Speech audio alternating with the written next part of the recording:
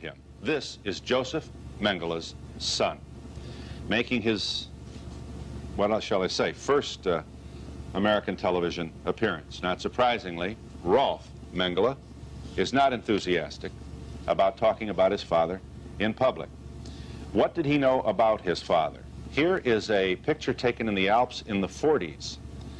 This is Josef Mengele and his son Rolf. What you should know is that at the time this photo was taken, Rolf thought the man at his side was Uncle Fritz. Rolf Mengele saw his father on only 2 different occasions. This one at the age of 12, and then later, shortly before Josef Mengele's death in 1979. Here, among other things, is just one Mengele story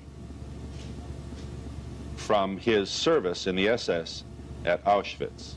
After a while, a group of SS officers arrived on motorcycles, Mengele among them. They drove into the yard and got off their motorcycles. Upon arriving, they circled the flames. It burned horizontally. We watched to see what would follow. After a while, trucks arrived, dump trucks with children inside. There were about 10 of these trucks, and they had entered the yard. After they had entered the yard, an officer gave an order, and the trucks backed up to the fire, and they started throwing those children right into the fire, into the pit. The children started to scream. Some of them managed to crawl out of the burning pit. An officer walked around it with sticks and pushed back those who managed to get out. Hos and Mengele were present and were giving orders. The first group of children were from Dnepropetrovsk. I was told that the zone commanders that it was difficult to poison the children in the gas chambers, therefore they had burned in the pit. They were all under 5 years old. I had heard that they had been brought either an entire kindergarten or an orphanage from this city. Later I was told that some of these children that were brought and burned were actually taken from their mothers. During my work at the gypsy camp, I came across Mengele and watched his activities. I personally observed him infecting gypsy twins with typhus in order to observe whether the twins reacted differently or in the same way. Shortly after they had been infected, they were gassed. Do you believe that your father was responsible for this?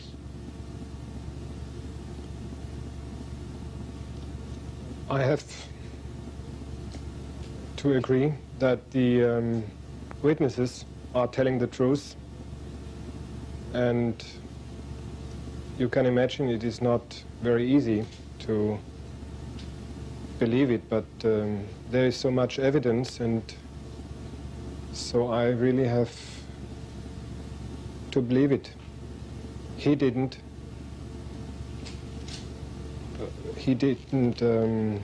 how do you say in English? He did not, personally, he did not assume he did it. He thought he is a member of a concentration camp. He is not responsible for it because he did not invent the concentration camp. He thought he is on duty, it is an order, and he once, when he was visited by my mother, he said to her, I don't know who is responsible for all this, what is going on here. This my mother told me. You talked to your father about this before his death, didn't you, Rolf? I tried to talk with him about these subjects when I visited him in '77 in Sao Paulo. And I didn't ask him directly and somehow right. cross-checking. Here's what you say. I proposed that in your conversation with him, I proposed that whatever he or anyone else did or did not do in Auschwitz, I deeply detested it, you told him. And I regard Auschwitz as one of the most horrible examples of inhumanity and brutality. He said I did not understand. He went there, had to do his duty to carry out orders. Did he say that? Yes.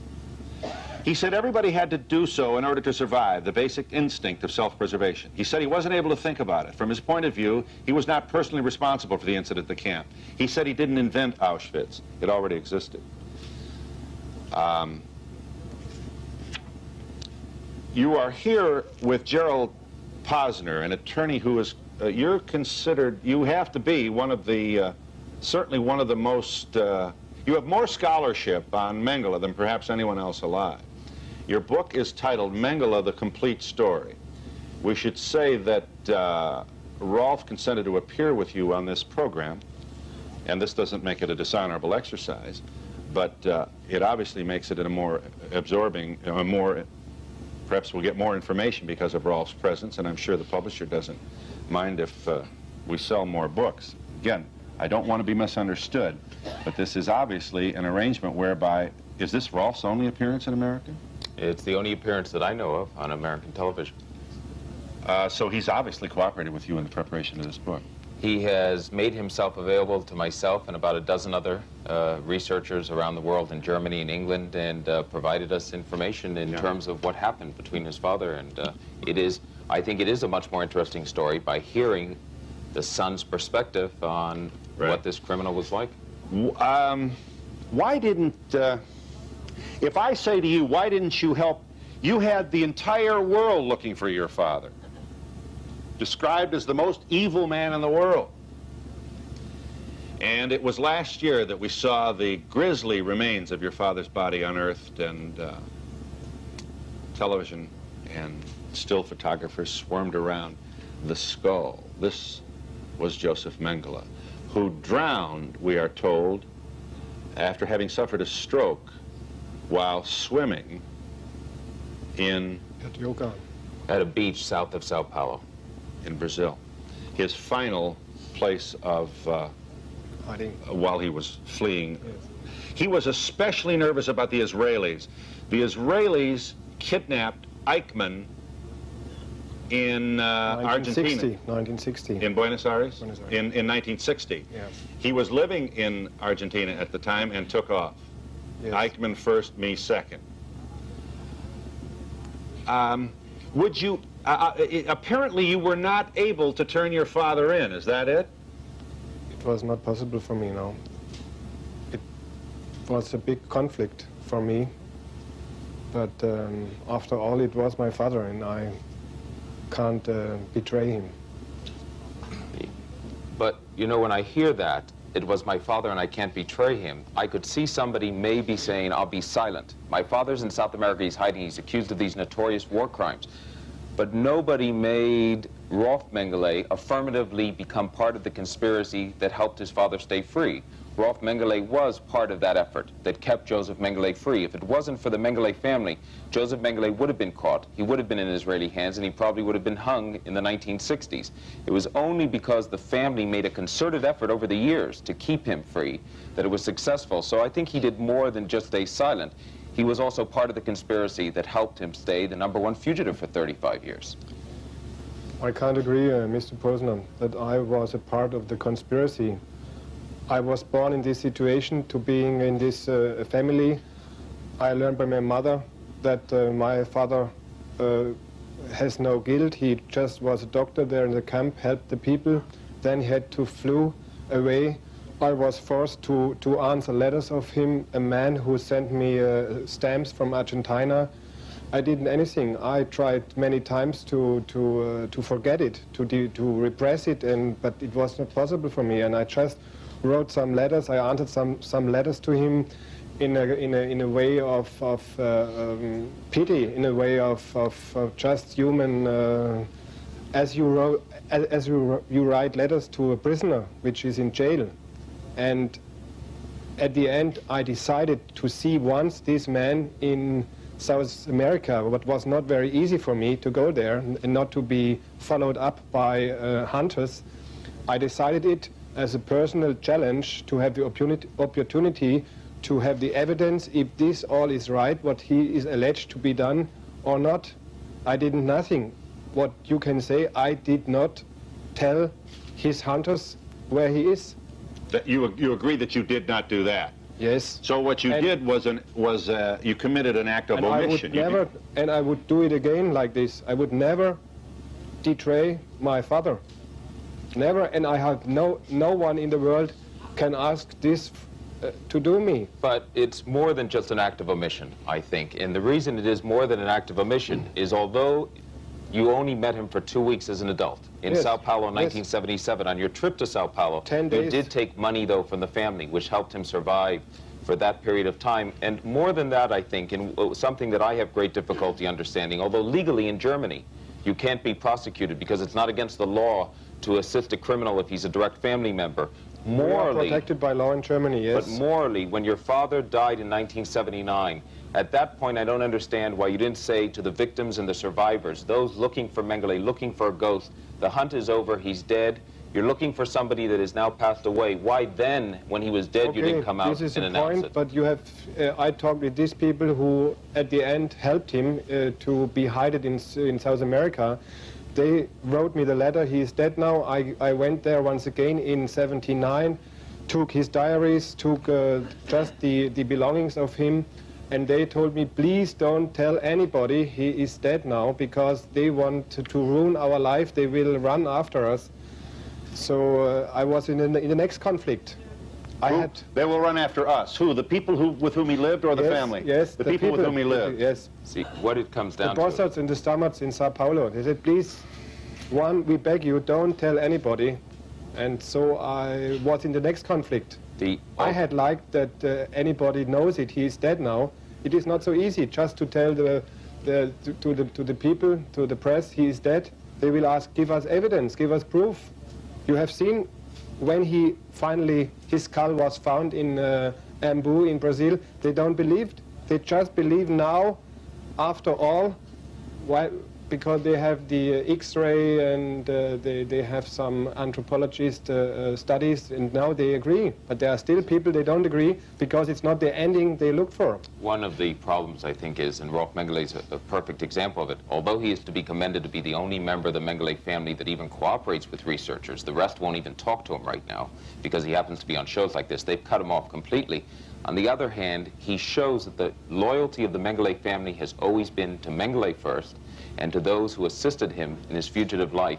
And even though... A principle rooted in Germanic law. Very much so. And so when the So decision... that as we are not obliged to testify against ourselves, our Fifth Amendment protection, that protection is extended to entire families. Yes. Exactly. And here was essentially a dynasty in southern Bavaria, a very wealthy industrial family on the other side of the Mengele clan, and they watched out for their own interests. And even at the point where Joseph Mengele died, their interest was still to the loyal people that protected him, not to the twins, the survivors, and those who had gone through the camp. I'm not part of this dynasty, Mr. Posner. I really must point out that I don't have any interest in the company. I have been cut off of the company, and I must sometimes really laugh if I learn this from the press or from the articles that I have a wealthy firm, a wealthy or interest in this company. He's been cut out from the factory. They really view him as the black sheep of the family, the farm employment. This was company. founded by your grandfather. Yes. And survives today, does it? Yes. And it was that source of income that assisted your father's flight from those who were pursuing him. Although Mr. Posner makes it clear that your father was apparently, he didn't receive vast amounts of money from this. He didn't need it in South America. He was able to live in a very low-key atmosphere. This saved his life. He was always, the people who hunted him, they looked for nice villas with Mercedes-Benz and shepherd dogs and bodyguards, and he lived in a little hut in a slum in Sao Paulo. So nobody of the so-appointed Nazi hunters have been looking there. But he lived in a little hut in a slum of Sao Paulo near the end of his life. It should be pointed out that for the first 10 years in South America, he lived the high life in Argentina. He was going to the opera, he was going to the finest German restaurants in Buenos Aires. He was on the social scene. That's before and using his own name. And using his own name, and almost went into business with a Jewish business partner. And American forces kept him under his own name in 1945 and held him for just a month in a prisoner camp, and he was then released under his own name in Germany. He is alleged to have subjected a group of Polish nuns to extreme X-rays for research purposes, from which they suffered severe burns. He is alleged to have conducted bone marrow transplants, with the result that one victim had to have her right leg amputated.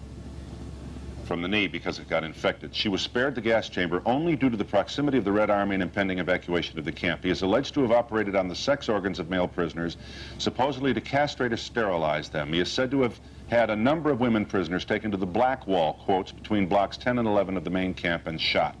Their breasts were cut off and the muscles from the thigh were kept as cultivating material for experiments in Mengele's hygienic laboratory. He is said to have forced a mother, Ruth Elias, to cover her breasts with tape, quote, to see how long the baby could live without food, unquote. As the child grew weaker, she mercy killed it after a compassionate nurse gave her some morphine in a syringe. He is said to have stood on pregnant women's stomachs until the fetuses were expelled. He is even said to have dissected a 1-year-old child while the child was still alive. This was the attempt by Josef Mengele to learn how to promote a master race, wasn't that the... He viewed himself as the leading edge of a new science, race science. And these young scientists, he was 32 years old at the time he went to Auschwitz. We all forget about that. We think of some bully in his late 60s who's there beating people. He was at the head of his class. He was one of their darlings. He was looked at by the rest of the Nazi medical hierarchy as one of the star pupils. Right. And Auschwitz was for him a human laboratory. Let's run through these pictures here, David, and we'll just make a break here. This is Josef Mengele as he appeared in his SS uniform. These are photographs which are part of the historic biographical record of a man who was said to be the most evil man in the world. Now, here are some questions for all of us. What does it mean to do one's duty, and what is our responsibility to our conscience, and how has our conscience been shaped? And where were the Western powers throughout the several years that this man fled capture and prosecution? With how much enthusiasm or lack thereof did the United States government throw its considerable weight into the search for Josef Mengele? What do you say to people who claim to be sympathetic but think, enough already, I got my own problems, and that was 40 years ago?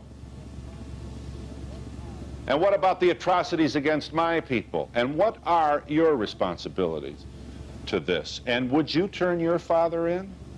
And what about the Pope? What could he have done that he didn't do? What did he do that he shouldn't have done? And what about anti-Semitism today? Where does it live, and what are its manifestations? And is it growing? And if it is, what are you doing about it? And how is your silence different from someone else's doing their duty? And finally, how do you feel about Kurt Waldheim? And what should be this country's policy regarding this head of state who, like most of the heads of state of this planet, sometime or another, they wind up at state dinners at our White House? We'll be back in just a moment.